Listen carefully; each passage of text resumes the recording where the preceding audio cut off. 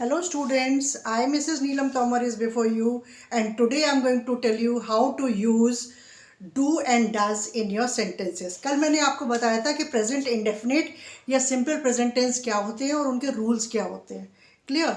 तो simple present या present indefinite में मैंने आपको रूल बताया था कि सबसे पहले हम सब्जेक्ट लगाते हैं, उसके बाद में हम वर्ब की फर्स्ट फॉर्म लगाते हैं और उसके संग में एस या ई एस लग जाता है. ठीक है. And I have given some examples also to you. Today I am going to tell you how you are going to use do and does in your sentences. सबसे पहले आप ये ध्यान रख लो कि डू और डज किसके साथ यूज होता है. जितनी भी प्लूरल चीज़ें हैं, जैसे हम कहते हैं कि आई, यू, वी, दे, या ग्रुप ऑफ पीपल, या एनी टू नेम्स, किसी भी दो जनों के नाम, तो उनके संग में हम हमेशा डू लगाएंगे. क्लियर. और डज हमारा सिंगुलर चीज़ों के लिए लगता है, सिंगुलर पर्सन के लिए लगता है. जैसे हम कहते हैं ही, शी, इट, या किसी का भी नाम हो सकता है. आप किसी का भी नाम लो, कोई भी नाम से आप कोई सेंटेंस बिल्डअप करो तो उसके साथ में आपका क्या लगेगा, डज लगेगा. So this is the difference which you have to know कि डू के संग में क्या क्या लगता है और डज के संग क्या लगता है. तो आपका डू जो है वो हमेशा किसके साथ इस्तेमाल होता है, प्लूरल के साथ में.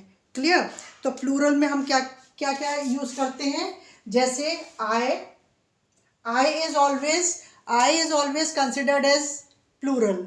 यू को भी हम प्लूरल काउंट करके चलते हैं. फिर है वी और फिर है दे. इनके साथ में हमेशा आपका क्या, ये प्लूरल वर्ड्स है, इनके साथ क्या लगेगा आपका, ये डू लगेगा. ठीक. अब मैंने आपको सेंटेंस यहाँ पे बिल्डअप करके बताया है. जैसे मैंने दे लिया, दे का मतलब होता है ज़्यादा लोग, ज़्यादा लोग. अब हमारा सब्जेक्ट सबसे पहले हम लेते हैं, तो सब्जेक्ट हमारा आ गया दे. ठीक. दे के साथ में अब हमें क्या करना है कि मैंने एक पहले सिंपल सेंटेंस बनाया है, दे प्ले क्रिकेट. ये मैंने सेंटेंस इसलिए बनाया है क्योंकि कल मैंने आपको यही सिखाया था प्रेजेंट इंडेफिनिट, कि प्रेजेंट इंडेफिनिट में क्या होता है कि पहले सब्जेक्ट होता है, सब्जेक्ट के बाद में हेल्पिंग वर्ब होती है, हेल्पिंग वर्ब आपकी फर्स्ट फॉर्म में होती है और फिर उसके बाद में आपका एस या ई एस लगता है. ठीक है. तो अब यहाँ पर हमने देखा कि ये हमारा क्या था, दे है प्लूरल. प्लूरल है तो प्लूरल के साथ में वर्ब वैसा का वैसा ही रहेगा फर्स्ट फॉर्म में. आ गया समझ में. और फिर ये हमारा ये हो गया ऑब्जेक्ट. अब आज का हम काम स्टार्ट करते हैं डू और डज का. ये था दे प्ले क्रिकेट. वो क्रिकेट खेलते हैं, वो मीन्स वो लोग, बहुत सारे लोगों के बारे में बात हो रही है कि वो लोग क्रिकेट खेलते हैं. अब इसको कहा है कि दे डू प्ले क्रिकेट. ये एफर्मेटिव सेंटेंस हो गया. एफर्मेटिव सेंटेंसेस वो सेंटेंसेस होते हैं जिसको कि हम मोहर लगा देते हैं या ठप्पा लगा देते हैं और एश्योरेंस के साथ कहते हैं कि हाँ भाई हाँ वो खेल रहे हैं. दे प्ले क्रिकेट और they do play cricket. Sentence का मतलब दोनों का एक ही है, लेकिन एक में क्या है, एकदम से एश्योरेंस के साथ में एम्फेसिस दे करके कहा गया है कि that they are playing cricket. हाँ, पूरे यकीन के साथ कि वो क्रिकेट खेल रहे हैं. तो हमने क्या लगा दिया, डू लगा दिया. तो दे डू प्ले क्रिकेट, ये हो गया हमारा एफर्मेटिव. अब इसी को हम नेगेटिव में जब बनाएंगे, नेगेटिव का मतलब होता है नो या ना. यानी कि हम इस सेंटेंस को कहने जा रहे हैं कि वो क्रिकेट नहीं खेलते हैं. तो वो क्रिकेट नहीं खेलते हैं कैसे लिखेंगे, पहले आपका सब्जेक्ट आएगा, फिर आपका क्या आएगा, हेल्पिंग वर्ब यानी कि डू आ गया, फिर उसके बाद में नॉट लगाएंगे क्योंकि नेगेटिव में आपको करना है कन्वर्ट. तो दे डू नॉट और फिर वर्ब की फर्स्ट फॉर्म और फिर उसके बाद में आपका ऑब्जेक्ट आ गया. Clear. So this is how you are writing a negative sentence. अब इसके बाद में इसी सेंटेंस को हम इंटरोगेटिव में बनाएंगे. इंटरोगेटिव में मतलब कि हम क्वेश्चन पूछेंगे कि क्या वो क्रिकेट खेलते हैं. क्लियर. तो हम जब भी हम क्वेश्चन फॉर्म में करते हैं तो हमारा हेल्पिंग वर्ब जो है वो आगे आ जाता है। जैसे हमारा एक पहले सेंटेंस क्या था कि दे डू प्ले क्रिकेट, वो क्रिकेट खेलते हैं। अब इसी को हमें इंटरोगेटिव में बनाना है। जब हम इंटरोगेटिव में बनाएंगे तो ये जो हमारा हेल्पिंग वर्ब है इसको हम आगे ले आएंगे। ठीक है, तो डू हमारा आगे लग गया, उसके बाद में हम क्या लेकर के आए, सब्जेक्ट।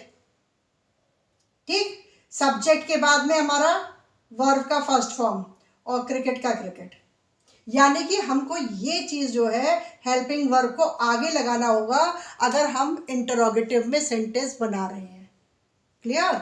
अब इसी को अगर, इसका मतलब हिंदी में क्या हुआ कि क्या वो क्रिकेट खेलते हैं।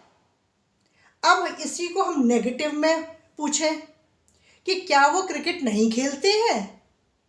नहीं करके अगर नेगेटिव फॉर्म में अगर आपको क्वेश्चन फॉर्म फ्रेम अप करना है क्वेश्चन को, तो आप कैसे कहेंगे, डू का डू आ गया, दे का दे। अब क्योंकि हमें नेगेटिव में बनाना है तो इसलिए हमने नॉट और लगा दिया, do they not play cricket. Do आया, उसके बाद में आपका सब्जेक्ट आ गया, नेगेटिव शो करने के लिए आपने नॉट लगाया, नॉट के बाद में फिर आपका वर्ब आया और वर्ब के बाद में आपका ऑब्जेक्ट आ गया, ये क्रिकेट। क्लियर। तो do they not play cricket.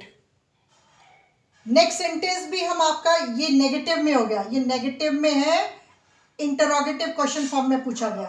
अब इसी को हम फिर से पूछ सकते हैं नेगेटिव में इंटरोगेटिव फॉर्म में। वो कैसे कि नॉट को और डू को हम अगर ज्वाइन कर दें, जैसे हम कहते हैं ना कि हम डू नॉट को डोंट भी यूज मतलब करके बोल सकते हैं, या हम डिड और नॉट को डिडंट बोल सकते हैं। तो इसी तरह से अगर हम ये चीज़ ज्वाइन करके बोल रहे हैं तो फिर हमारा नॉट यहाँ बीच में नहीं लगेगा, ये आगे ही आ जाएगा। और आगे कैसे हो जाएगा, डू नॉट का कंबाइन करके क्या हो जाता है, डोंट। तो डोंट, फिर सब्जेक्ट, फिर वर्ब और फिर आपका ऑब्जेक्ट। ठीक है, तो like this you have to frame up. अब इसी तरह से अगर हमने अभी तो इसका दे का बनाया था, अगर आप कहें कि हम आई का बनाना चाहते हैं तो हम यहाँ पर आई लिख सकते हैं। तो आई भी हमारा प्लूरल होता है, तो प्लूरल के संग भी डू ही आएगा। ठीक है, जितनी भी प्लूरल वाली चीज़ें होंगी उनके सबके संग डू आएगा। तो हम क्या कहेंगे, आई प्ले क्रिकेट, फिर हो जाएगा आई डू प्ले क्रिकेट। यहाँ पे हो जाएगा I do not play cricket, क्योंकि हम नेगेटिव शो कर रहे हैं तो इसलिए हमारा नॉट लग गया ये, I do not play cricket. उसके बाद में अब क्वेश्चन फॉर्म में हम बनाएंगे तो हम क्या कर देंगे, इस वाले सेंटेंस को अभी नेगेटिव नहीं ले रहे हैं, पहले इसको ले रहे हैं, इसको हम एफर्मेटिव को क्वेश्चन फॉर्म में जब करेंगे तो हमारा क्या हो जाएगा, डू आगे आ जाएगा। डू आई, दे की जगह क्या हो गया, I, do I play cricket. ठीक, उसी तरह से अब नेगेटिव में करेंगे तो do I not play cricket या don't I play cricket. So like this you are going to build up the sentence. किसी में भी बना सकते हो आप, आई का बना सकते हो, यू का बना सकते हो, तो सब्जेक्ट कैन बी एनी। अगर ये वाले सब वर्ड्स हैं तो आप ये सोच लो कि ये प्लूरल वर्ब्स है, प्लूरल वाले सारे वर्ड्स हैं, आई यू वी दे, या किसी दो जनों के नाम आ जाते हैं तो वो भी आप प्लूरल में ही काउंट करोगे। अब नेक्स्ट आता है आपका सिंगुलर। सिंगुलर के साथ में हमारा डज लगता है। ठीक है, तो सिंगुलर में हमारे कौन कौन से वर्ड्स आते हैं, ही, शी, इट, या किसी का भी नाम। नाम मतलब किसी भी ह्यूमन बीइंग का नाम हो सकता है, किसी भी बच्चे का है, आदमी का है, औरत का है, लेडी का, मतलब किसी का भी नाम हो सकता है। By that you can build up the sentence. तो जब एक जने की बात हो रही होती है तो हम वहाँ पर डज लगाते हैं। ठीक है, अब जैसे मैंने एक सेंटेंस ये बनाया कि ही जैसे इसमें था, ही सिंगुलर के लिए यूज होता है, ही मतलब एक जना, तो ही सिंग्स अ सॉन्ग। अब इसको आप एफर्मेटिव में बनाओ, इसी सेंटेंस को मोहर लगा करके, हाँ भाई वो गाता है, तो हम क्या कर देंगे, ही डज, क्योंकि इसके संग में क्या लगेगा, डज लगेगा, सिंगुलर के संग डज लगता है, तो ही डज सिंग। अब ये एस नहीं लगेगा।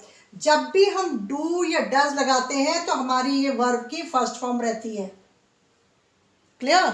उसमें कोई भी चीज़ ऐड नहीं होती है, वो वर्ब जैसी है वैसी की वैसी ही रहेगी।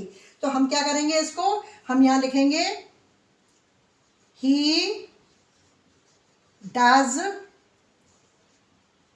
सिंग अ सॉन्ग।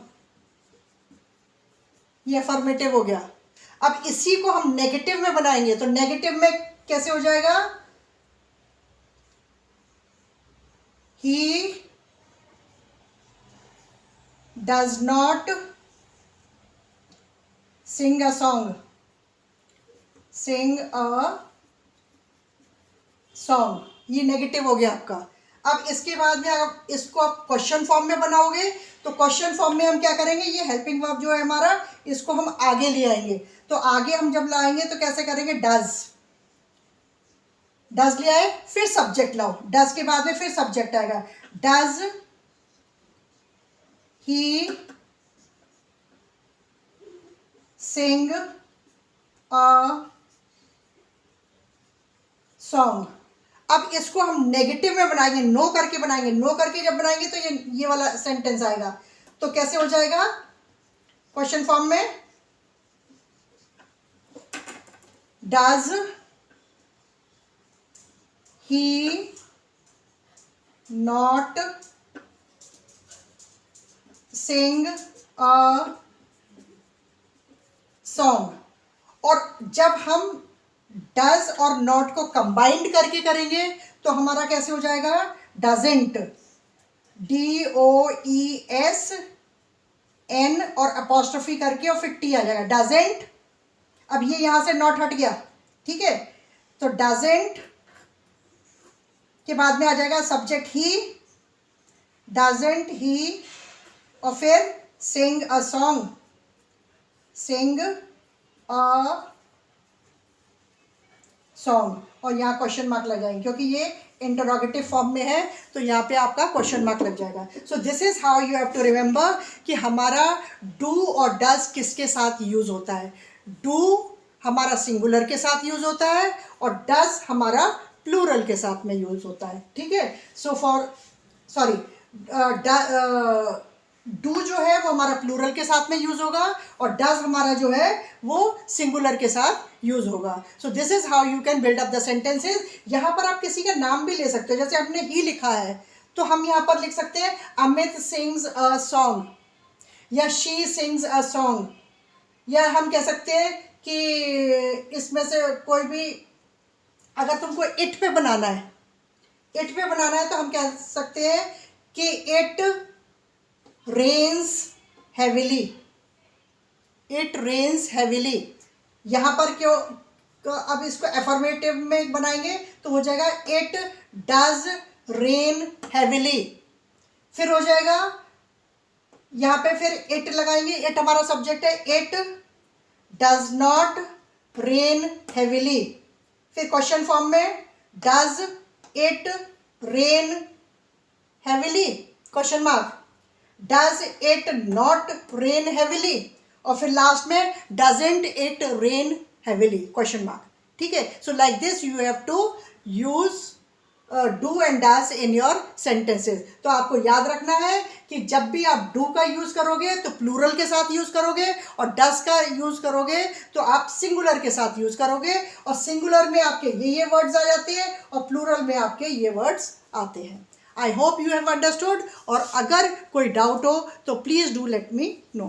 Thank you.